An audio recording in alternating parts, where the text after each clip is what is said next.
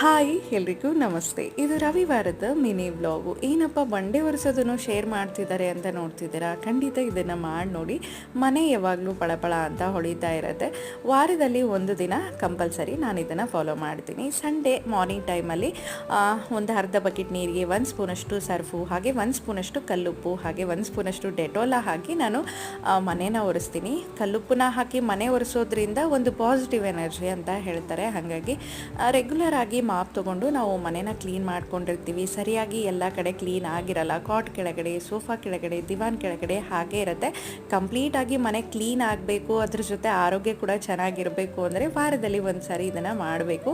ನಾವು ಒಂದು ಅರ್ಧ ಗಂಟೆ, ಮುಕ್ಕಾಲು ಗಂಟೆ ಮನೇನ ಕೂತು ಒರೆಸೋದ್ರಿಂದ ನಮ್ಮ ಬಾಡಿಗೆ ಒಂದು ಒಳ್ಳೆ ಎಕ್ಸಸೈಸ್ ಆಗುತ್ತೆ. ಸೊ ಕಂಪ್ಲೀಟಾಗಿ ಮನೆ ಕ್ಲೀನ್ ಆಗಿದೆ. ಇದನ್ನು ಫಾಲೋ ಮಾಡಿ ನೋಡಿ, ಒಂದು ಒಳ್ಳೆ ರಿಸಲ್ಟ್ ಇದೆ. Please subscribe. Thanks for watching.